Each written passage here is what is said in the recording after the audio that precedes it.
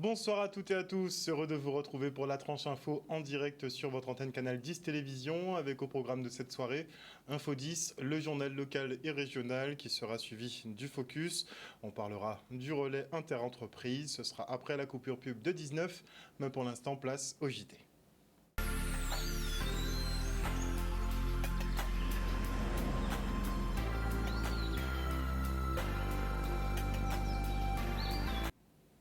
Nous sommes le jeudi 16 mai 2024 et comme vous l'avez constaté, il fait chaud en Guadeloupe et pas qu'un peu depuis quelques jours. Vous me direz que nous sommes en Carême et sur une île tropicale, donc que c'est normal, mais pas tout à fait. La dernière fois qu'il a fait aussi chaud à cette période, c'était en 2001.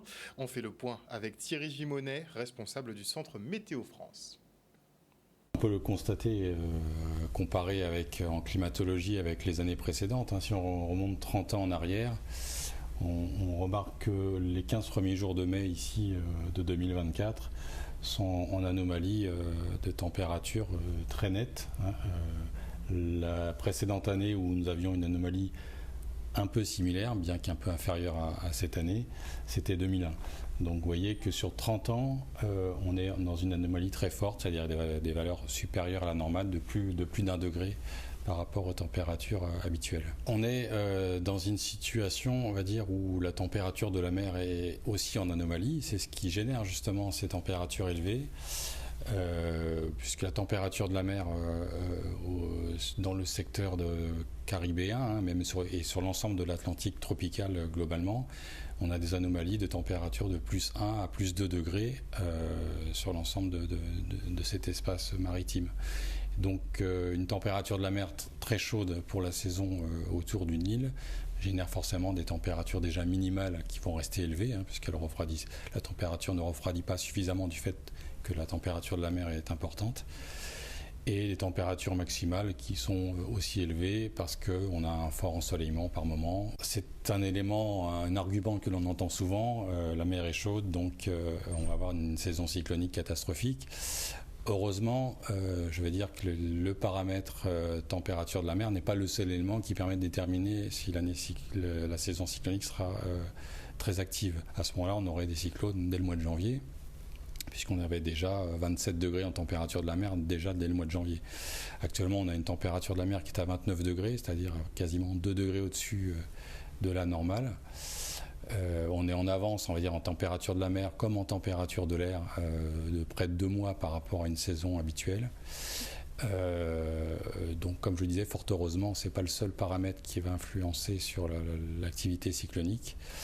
Mais ce que l'on peut dire, c'est que par contre, cette forte température de la mer va générer forcément des situations avec des fortes précipitations durant la saison cyclonique. Donc ça sera peut-être pas un ouragan avec des vents très forts, mais des fortes pluies qui seront le plus probables, en tout cas dans cette saison. Et vous avez noté effectivement le déluge sur Sainte-Rose et les inondations que ça a occasionné pendant qu'il faisait très beau et très chaud du côté de l'agglomération pointoise par exemple. Et retour sur la nouvelle conférence de l'École de la mer autour de la limitation de la pollution plastique des océans. Chaque année, 8 millions de tonnes de plastique finissent à la mer et affectent toute la faune marine. Une pollution qu'il est urgent de freiner en réduisant et en traitant mieux nos déchets. Juste la base, quoi. Regardez. L'École de la mer donc, est une association pédagogique qui est basée à l'Aquarium de la Guadeloupe et grâce à un partenariat avec EDF Archipel Guadeloupe, on organise tous les mois une conférence scientifique gratuite. Le but c'est que vraiment tout le monde puisse venir participer et donc on en a une sur les coraux, on en a une sur la mangrove, on en a une sur, je ne sais plus la troisième sur quoi c'était. La quatrième donc c'est une association suisse qui s'appelle Ocean Eye. Et qui est venu en voilier dans la Caraïbe et tout au long de leur périple en fait ils font des prélèvements de plastique en mer, ils analysent ces données et ils essayent de faire un peu bouger les choses justement parce qu'ils se rendent compte qu'on a de la pollution plastique beaucoup en mer, en surface, dans les criques, en bord de mer, etc. Et l'objectif c'est d'analyser ces données, de voir d'où viennent les plastiques et puis dans un second temps qu'est-ce qu'on peut faire pour limiter cette pollution qui est vraiment de plus en plus présente. La Guadeloupe bien sûr n'est pas épargnée par cette problématique. Alors il y a principalement 2 enjeux importants derrière cette pollution, c'est bien sûr la consommation dans tous les pays, partout dans le monde, la consommation explose. Donc il faut absolument qu'on fasse attention, essayer de réduire notre consommation. Quand on va au supermarché, faire des choix pour limiter la quantité, notamment d'emballage alimentaire que l'on achète. Et le deuxième point, c'est bien sûr éviter de disséminer ces déchets dans l'environnement, les mettre en poubelle. Et on espère aussi donc que les autorités feront leur travail et traitent correctement les déchets plastiques, que ce soit en termes de recyclage ou d'incinération. Je trouve qu'on n'en fait pas assez parce que moi quand je me promène, je vois des déchets, il y en a partout. C'est malheureux, mais il faut le dire. Je pense qu'il y a un énorme problème. Cette éducation, c'est vrai qu'on avait à la base une éducation pour protéger notre nature, parce que c'est vrai qu'elle nous donne à manger, elle nous donne à boire, elle nous donne tout. Ici, on a tout. Mais effectivement, dans certaines écoles, aujourd'hui, c'est un sujet qu'on ne relève pas. Ici, on a un patrimoine naturel. Et c'est vrai que ça fait venir les touristes. Donc du jour au lendemain, si on se retrouve comme le Sénégal, avec des plages remplies de déchets, les gens ne viendront plus. Donc il faudra se reposer la question à savoir qu'est-ce qu'on va devenir. Et ça, c'est important. La loi anti-gaspillage adoptée en février 2020 prévoit l'obligation du tri à la source des biodéchets au plus tard le 1er janvier 2024. Depuis le début de l'année, les professionnels agricoles doivent donc systématiquement prévenir et trier leurs épluchures, pertes et autres résidus organiques issus de leur activité. Alors pour les aider à prendre le pas, l'Agroparc organise des sessions de formation sur la question. Regardez. Depuis plusieurs années, la gestion des déchets marque des pas de plus en plus contraignants pour tous les types, pour la prévention et la gestion de tous les types de déchets. La dernière évolution date de 2024, donc au 1er janvier 2024. Tous les professionnels, donc les agrotransformateurs compris, doivent prévenir et trier les biodéchets, donc tout ce qui est déchets d'origine organique. Donc ça concerne les épluchures, ça concerne les fibres de coco, ça concerne... Voilà. Donc l'idée là, c'est de les tenir informés sur cette évolution réglementaire et de les accompagner justement pour qu'ils puissent embrasser ces nouvelles évolutions et pour aussi en faire des opportunités économiques. C'est l'occasion à travers des échanges de discuter, parce que même s'ils ne le sont pas, mais il faudra aussi par l'expérience des collaborateurs, des experts qui viennent, et leur permettre de trouver les voies et moyens pour pouvoir faire le tri, puisque c'est c'est imposé aujourd'hui, c'est la loi qui impose que quelque part ils fassent le tri à la source, et donc il y a nécessité, je le pense, de trouver ici avec eux des solutions pour les aider à aller vers ce tri, cette collecte certes séparée, mais de toutes les manières les collectivités seront obligées également d'aider d'une certaine manière les agrotransformateurs vis-à-vis de ces déchets. On en a parlé, ce sont des biodéchets, ce sont des huiles usagées, ce sont aussi des eaux de lavage, ce sont aussi des fruits de légumes qui ne rentrent pas, qui sont non utilisés dans le processus de fabrication. Donc voilà ces déchets qui caractérisent la démarche qui est la nôtre et qui permettra, à mon sens, en tout cas qui permettront, en tout cas la gestion de ces déchets, qui permettra nécessairement que l'on y voit un petit peu plus clair aujourd'hui à travers ce séminaire. Oui, ça nous permet de nous rencontrer tous acteurs de la valorisation des déchets, comprendre un petit peu les enjeux qu'il y a autour de l'anti-gaspillage, et puis savoir quelles sont les aides qui peuvent nous être apportées, savoir les développements qu'on peut mettre en place, les études qu'on peut mettre en place pour éviter ce gaspillage et traiter surtout les déchets verts, pour moi en particulier les déchets verts. Et voilà, donc pour se projeter sur l'avenir et le travail qui reste à faire. Nous, on valorise les déchets bananiers, laissés sur les exploitations après récolte et empaquetage des fruits. Donc ça s'amasse sur les coins et ça crée des montagnes qui se dégradent et ça attire les nuisibles. Donc pour éviter le traitement justement de ces nuisibles avec les pesticides, nous valorisons ce déchet. Nous récupérons ce déchet, nous le traitons et nous faisons de la pâte à papier. À partir de la pâte à papier, tous les produits fabriqués à base de papier sont réalisables. Donc ça passe par le papier simple, jusqu'au packaging, jusqu'au carton, etc. Un reportage de Maxime Morel. Et on sera à Baïf pour une visite de chantier pour l'amélioration de la distribution d'eau potable sur le territoire. 2 millions d'euros sont engagés par la région pour le renouvellement de 2,6 km de canalisation et la réhabilitation du réservoir de Bellevue. Le reste en images.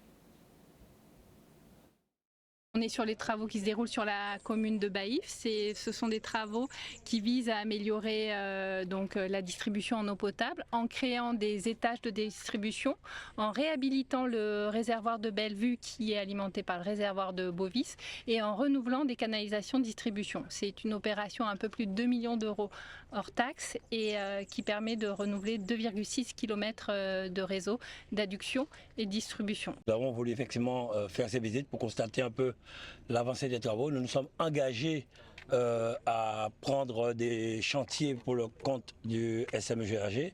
Et aujourd'hui, nous sommes vraiment très satisfaits de ces chantiers qui avancent. Nous sommes à plus de 65% de réalisation sur nos engagements et on espère en fin d'année pouvoir effectivement atteindre les 100%. C'est plus de 62 millions depuis 2022, je crois, que la région a injecté pour pouvoir accompagner les Guadeloupéens et surtout le SMGAG. Et nous allons poursuivre, comme le disait Mme Clécy, qui est notre directrice, à part des travaux sur Petit-Bourg, d'autres travaux sur Baïf et aussi sur Saint-Claude. Alors les travaux dans ce secteur touchent à leur fin. La pose du réseau principal est pour ainsi dire à 90% exécutée. Donc après quoi on va directement faire les essais de pression sur les canalisations pour pouvoir les tester. Une fois que les canalisations sont testées, on va faire la désinfection du réseau et ensuite procéder au basculement et au raccordement de ce dernier. Le tout n'est pas de faire des canalisations, mais il faut savoir un peu, est-ce que la ressource est suffisante pour pouvoir alimenter ces canalisations? Et il s'avère que non, tout n'est pas encore, puisqu'on commence en aval, alors quand il faut déjà commencer aussi en amont, régler le problème de toutes les fuites et des canalisations, parce que mon collègue Verger-Després, qui est un ancien de la Régie des eaux, connaît très très bien les captages. Pour l'instant, il n'y a qu'un captage sur lequel on peut compter, c'est le Pelletier. Nous avons des difficultés pour alimenter un certain nombre de territoires, mais tous ces travaux vont nous permettre vraiment de revenir à une situation normale progressivement. Alors en parallèle de ces travaux que mène la région, le département, nous avons aussi nos opérations actives de réparation de fuites, de renouvellement d'un certain nombre d'équipements, de rénovation de pas mal d'ouvrages. Et tout ça aussi, ça va rentrer dans la dynamique d'amélioration en continu des services de l'eau. Les territoires de Baïf et de Saint-Claude qui sont particulièrement touchés par les pénuries et les coupures d'eau potable. Et notez également que c'est le branle-bas de combat en ce moment à la mairie de Des Haies, puisque la ville se voit contrainte et forcée d'intégrer le SMGAG, mais hors de question pour Jeannie Marc, qui refuse de prendre le risque de voir la distribution d'eau se dégrader sur son territoire, et c'est sans compter l'augmentation prévue du prix de 80%. En tout cas, la municipalité cherche les voies et moyens d'éviter de céder la gestion de la ressource aux syndicats mixtes. Et lancé le 3 novembre dernier, le réseau de violences intrafamiliales restitue ses premiers travaux, l'occasion de présenter les avancées en termes de coordination des divers services sociaux. Regardez. Alors ici, donc, on est à la résidence départementale du Gosier, puisque le département a organisé, en lien avec la justice et avec Justine Bénin aussi, mais c'est surtout le département qui a organisé donc cette grande conférence sur l'accueil des victimes, l'accueil et la prise en charge des victimes de violences intrafamiliales. Sommes-nous au rendez-vous? Et c'est cette question qui est très intéressante et justement sur laquelle on débat depuis tout à l'heure autour de tables rondes. Aujourd'hui, il fallait mettre l'accent sur l'accueil et comme je dis, il faut que nous ayons des outils pour mieux déceler, pour mieux réparer et accompagner ces différentes personnes. Et avec satisfaction, j'ai entendu qu'au-delà de nos initiatives, qu'il y a des initiatives au niveau donc des avocats, 40 avocats qui seront formés, au niveau de la magistrature, qu'on prendra en charge du dépôt de plainte jusqu'à la protection et à la sauvegarde. Se réunir ensemble avec toutes les institutions, les partenaires, les associations privées, publiques, toutes les instances pour essayer de trouver une solution pour l'amélioration de l'accompagnement des victimes d'infractions pénales, mais aussi de violences conjugales, de violences intrafamiliales, et de pouvoir proposer un accompagnement qui serait le plus efficient possible par rapport aux difficultés que rencontrent ces personnes sur le territoire. Le réseau Vif du Conseil départemental a été lancé en novembre dernier, donc nous travaillons en atelier depuis déjà plusieurs mois.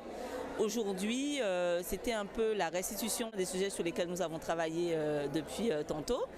et peut-être une amorce de la coordination entre les différents acteurs qui sont en lutte contre les violences intrafamiliales. Et ce réseau VIV piloté par le conseil départemental va effectivement générer d'autres formes de conférences, d'autres tables rondes sur des thématiques intermédiaires. Et nous essayons d'avancer ensemble. Donc c'est d'une importance capitale. Et quand on voit aujourd'hui ce qui se passe dans l'actualité, quand on voit cette problématique de violence prégnante en Guadeloupe, eh bien, je crois que nous avons tous notre place ici aujourd'hui. Et nous avons mis en place une chargée de mission qui sera dédiée à 100%. J'ai annoncé qu'on va créer dans chaque intercommunalité une maison de la femme avec comme objectif l'accueil, mieux accueillir psychologiquement, socialement, en termes d'hébergement aussi, également faire l'évaluation et la réorientation. Et bien sûr, dans le cadre du fonds pour la cohésion sociale que nous allons mettre en place, les 10 millions, ce qui nous permettra de mieux accompagner les initiatives des associations et toute initiative dans ce sens. On enchaîne avec le comité de pilotage du projet de Technopole Audacia qui prendra place au Morne-Bernard à Bémao. Un projet d'écoquartier d'envergure qui bénéficiera d'une surface de 93 000 m² d'activité et de services. Un pôle tourné vers les hautes technologies, la recherche, mais aussi le renforcement de l'action sociale. Coût des travaux estimé à 12 millions d'euros et une livraison, on verra. Regardez. Aujourd'hui, nous sommes sur un comité de pilotage du projet d'envergure que nous avons sur notre territoire, et à savoir la Technopole Audacia Caraïbes. Je le disais à l'instant, un projet d'envergure puisque c'est un projet à haute qualité environnementale. Nous venons de recevoir à l'instant virtuellement une nouveauté puisqu'on est sur de la technologie, notre certificat à haute qualité environnementale. Nous travaillons avec toute cette équipe aujourd'hui sur à la fois les avancées du projet, des travaux, particulièrement les avancées sur les dévoiements de réseaux d'eau potable, dévoiements des réseaux d'eau d'irrigation. Également, la réflexion est menée sur le calendrier, bien sûr, puisque la phase opérationnelle doit démarrer et livrer d'ici début 2025 dans tous les cas. Également, nous allons discuter sur tout ce qui concerne les modalités de cession, donc de vente aussi également. Et donc aujourd'hui, je me réjouis de cette avancée sur ce projet, ainsi que les différents, je dirais, objectifs que nous avons mis en place, particulièrement en matière de sites, de corps attendus, que ce soit sous les métiers des énergies renouvelables, avec l'école des ingénieurs également, qui sera là, EDF qui est déjà installé. On a un espace, on aura un centre d'affaires, bien entendu, qui sera aussi là. Et puis, il ne faut surtout pas oublier tous nos pépins également, parce que l'idée, c'est que la pépinière, qui est une pépinière aujourd'hui sur Bémao, qui était dans je dirais, le début de l'idée pensée même de ce projet, avec une casquette ville qui est devenue aujourd'hui régionale, et bien que nous puissions réussir ensemble, puisque c'est pas moins de 3500 emplois qui sont attendus sur cet espace-là, et donc nous voulons faire vite. Nous voulons un bel aménagement doux, durable, avec des mobilités qui seront douces. Là, au moment où je vous parle, nous sommes en train de parler des mobilités, comment on va pouvoir se déplacer sur le site, et c'est bien desservi. Donc c'est ce que nous souhaitons. Continuer à avancer sur des champs comme celui-là, de manière à faire réussir Bémao et réussir la Guadeloupe. Et maintenant, nous allons parler d'une opération réalisée par l'association Copain. Et à cet effet, je reçois Marie-Alicia Seus, coprésidente de l'association, et Alexia Farnou, bénévole au sein de Copain. Bonsoir à vous. Bonsoir. Alors, est-ce qu'on peut déjà présenter l'association Copain? Donc, c'est COP1, donc un petit jeu de mots qui a été fait. On est copains. C'est ça.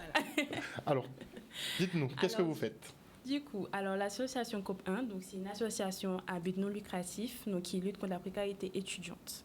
Donc lorsqu'on parle de précarité étudiante, c'est non seulement des denrées alimentaires qu'on distribue, mais aussi également au niveau des vestimentaires, l'accès à la culture et aussi l'accès sportif. Est-ce que tu peux nous parler de la réalité que vous voyez justement au quotidien? On a tendance à se dire que bon, les étudiants, il y a les parents, il y a du monde autour, donc la vie est simple, la vie est facile, mais ce n'est pas toujours le cas.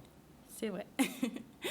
Alors, il faut savoir que l'association COP1 donc, a été créée depuis en France. Donc, la première association est à Paris. Donc, elle s'est développée ensuite en France hexagonale et également en Outre-mer. Donc, on a tellement il y a un besoin. C'est ça. Donc, notamment en Martinique, donc à Fort-de-France plus précisément, et du coup, en Guadeloupe, à Pointe-à-Pitre. Il faut savoir que les jeunes ont décidé de créer cette association, donc après le Covid, parce qu'en fait, il y a eu l'inflation et beaucoup de jeunes se sont retrouvés à ne pas pouvoir manger à midi, tellement c'était compliqué pour eux.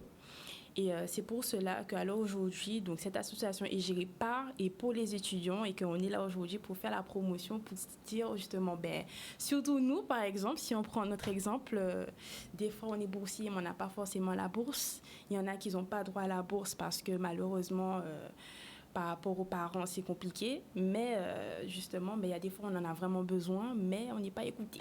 Je voudrais intervenir Bien sûr. sur le fait que justement, il y a pas mal d'étudiants qui ne sont pas boursiers, mais il y a aussi beaucoup d'étudiants qui sont boursiers et qui se retrouvent dans des situations comme les étudiants non boursiers. C'est-à-dire que la région ne nous a pas encore donné nos bourses. Donc pour cette raison, les étudiants sont dans une précarité pas possible parce que du coup, il n'y a pas d'argent, ils sautent des repas, comme on a dit. Donc, il n'y a qu'à voir, quand on fait des distributions alimentaires, on reçoit à peu près une bonne centaine d'étudiants, voire même 200. C'est la queue. Il faut venir voir. Hein. On a la queue. On voit au national, on a vu beaucoup de reportages, on filme des queues interminables. Exactement. Donc, même en Guadeloupe, là, ça vient de commencer. Donc, on est pionniers, j'ai envie de dire, en Guadeloupe.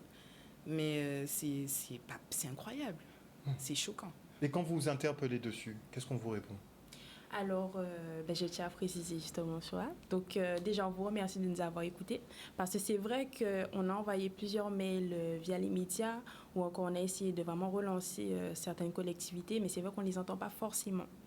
Donc aujourd'hui, on aimerait se faire entendre pour qu'ils puissent aussi partager l'information aux étudiants, puisqu'il faut savoir qu'on fait des distributions alimentaires pour les étudiants post-bac, mais notamment pour les jeunes de 18 à 25 ans n'étant pas en études. Donc c'est important de le dire. Ah, vous laissez les personnes sur le carreau, vous voulez aider tous les jeunes. C'est ça, on veut vraiment aider tous les jeunes, donc non seulement, même s'ils ne sont pas étudiants, donc de 18 à 25 ans, ils peuvent venir y bénéficier, mais également les étudiants post-bac. On essaie vraiment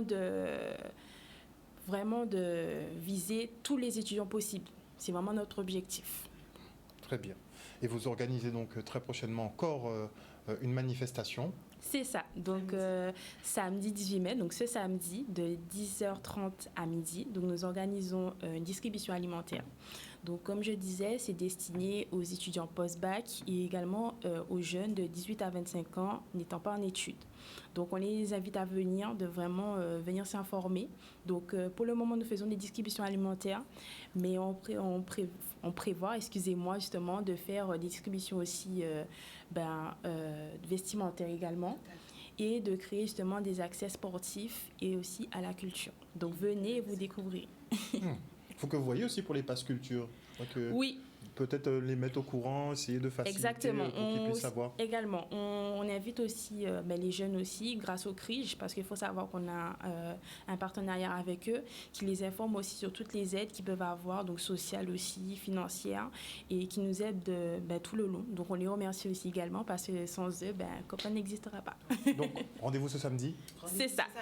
Non, alors je précise. Remplissez vos bons, venez avec vos pièces d'identité ou vos cartes étudiantes. On va vous recevoir convenablement. Vous serez bien reçus, vraiment. N'hésitez pas, venez. Et il ne faut pas avoir honte. Parce que oui, souvent les gens ont honte de venir, mais il faut venir. Parce que c'est vrai qu'autour de nous, il y a pas mal d'étudiants aussi qui n'osaient pas et qui n'osent toujours pas.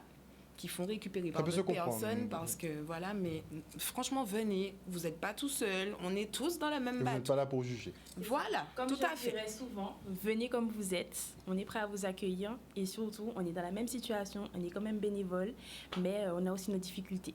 Donc on vous attend. Voilà. Merci beaucoup pour ce que vous faites pour de jeunes étudiants ou pas d'ailleurs, comme vous en tout cas. Ça va se passer où ?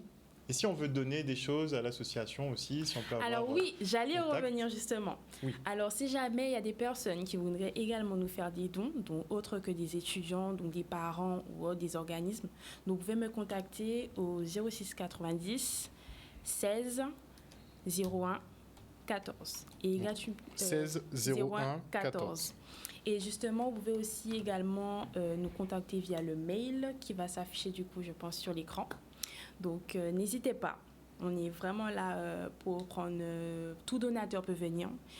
Et surtout, n'oubliez pas que c'est vraiment pour des jeunes, on est vraiment là pour viser des jeunes en difficulté. Et vraiment, comme on le dit, hein, on est là pour aider. C'est vraiment une association pour les étudiants, gérée par des étudiants. Super. Merci encore une fois. On n'a pas donné le lieu. Ça va se passer où ? Ça va se passer au CRIJ du coup, donc à Pointe-à-Pitre, boulevard Légitimus. De 8h à midi. 8h midi. Oui, soyez à l'heure, 8h midi. Le rendez-vous est donné. Le contact pour l'assaut, donc c'est 16 01 14. C'est bien ça ? C'est ça. Oui. C'est passé sur le groupe. Ils ont reçu sur le groupe, justement, en tout cas. Merci beaucoup à vous deux d'être venus sur ce plateau ce soir, nous présenter votre association et effectivement cette opération donc, que vous réalisez samedi à partir de 8h au CRIJ de Pointe-à-Pitre. Donc une distribution alimentaire. Il faut venir quand même avec sa carte étudiante, sa pièce d'identité pour pouvoir récupérer. Et son billet. Tout à fait. Ok, Tout à fait. pour pouvoir récupérer ce que vous leur proposez. Voilà. Merci encore. C'est nous qui vous remercions. Et notez avant de se quitter que les 17 et 18 mai prochains se tiendront donc les championnats de France jeunes de savate boxe française. Ce sera au Hall des Sports Paul Chanchon à partir de 8h30. N'hésitez pas donc à aller soutenir les 17 et 18 mai prochains, à aller soutenir nos jeunes boxeurs. Et voilà, chers téléspectateurs, nous sommes arrivés au terme de ce journal. Il semblerait visiblement qu'il y ait un petit avion ULM qui est améri au large effectivement du Gosier. Une information à vérifier. En tout cas, les deux personnes présentes à bord de l'appareil visiblement s'en seraient bien sorties. Mais comme je vous dis encore une fois, ce serait à vérifier. En tout cas, une bonne soirée à vous à l'écoute des programmes de Canal 10. N'oubliez pas que chez nous, vous faites l'information que nous diffusons. Le journal revient demain à 18h30. On se retrouve demain. Bisous tout le monde.